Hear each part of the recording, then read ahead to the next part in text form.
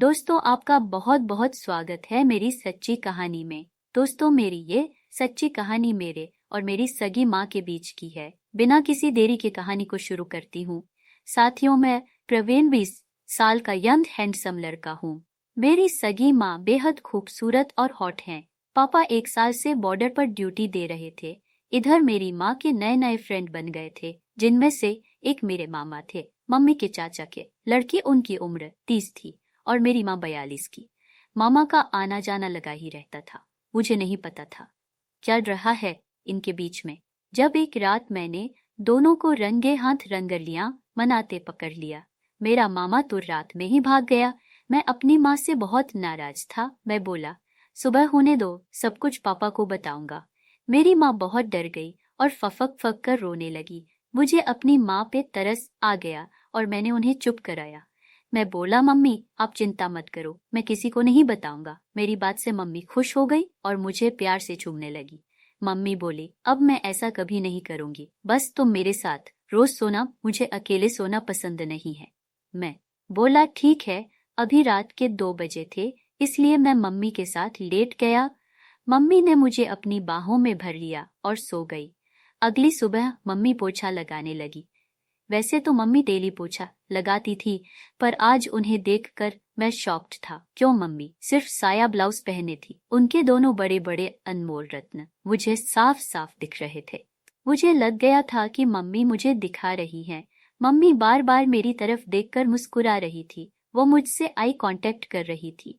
मैं समझ गया था मम्मी मुझसे क्या चाहती हैं, लेकिन मैं नादान बनता रहा। मैं जहाँ बैठा था, मम्मी वहीं पर आ गई। नजदीक से तो सब कुछ साफ साफ दिख रहा था। उनके दोनों इतने सुंदर थे कि मेरा भी मन नहीं मान रहा था और मैं उन्हें देखे जा रहा था। मम्मी ने मेरी नीयत समझ ली और मेरी खड़ी पैन पर अपना हाथ रख दिया। मैंने लोअर और टी शर्ट पहनी हुई थी, इसलिए मेरी कलम मम्मी को दिख गई। वो तो थी ही भूखी, इसलिए उन्होंने मेरी कलम पकड़ ली। मम्मी बोली, प्रवीण तुम्हारी कलम तो अब बहुत बड़ी हो गई है। मैं शर्माते हुए बोला, हाँ मम्मी। तो मम्मी बोली, फिर इससे किसी की किताब को लिखे हो। मैं बोला, नहीं मम्मी, मेरी कलम ने अभी तक किसी की किताब को छुआ तक नहीं है।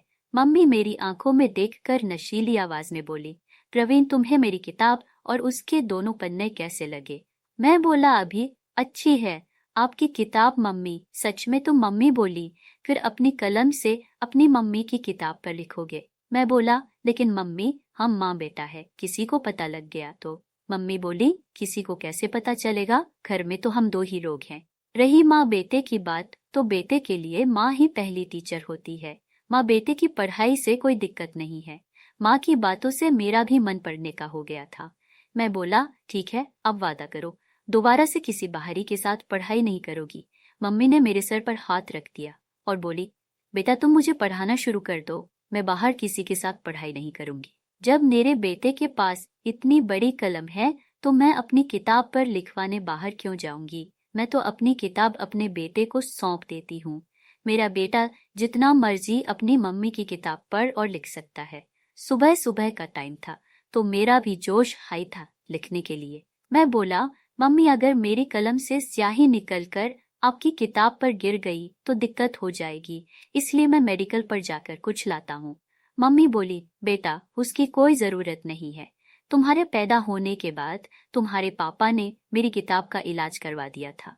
अब मेरी किताब पर तुम्हारे कलम की कितनी भी स्याही क्यों न गिर जाए, मेरी किताब खराब नहीं होगी। मम्मी की बात से मैं खुश हो गया। मैं बोला, मम्मी बहुत तेज मन कर रहा है लिखने और तुम्हारी किताब के दोनों पन्ने पढ़ने का। मम्मी बोली, चलो मेरी किताब भी बेचैन है तुम्हारे पेन से लिखवाने के लिए।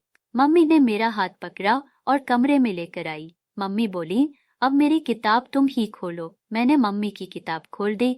मम्मी की किताब की सुंदरता देख मैं मोहित हो गया। मम्मी ने मेरी कलम बाहर निकाली और उसके साथ खेलने लगी।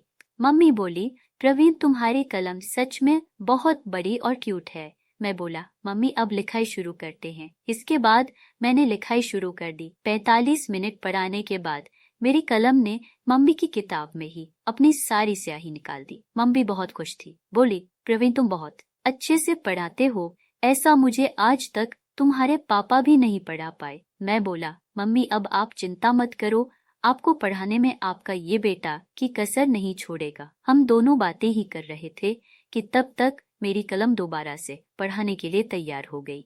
मम्मी की नजर जैसे ही कलम पर पड़ी, उन्होंने झट से अपनी किताब खोल दी और फिर क्या दूसरे राउंड की पढ़ाई पूरे 1 घंटे चली। फिर हम दोनों के बीच रोज पढ़ाई होने लगी।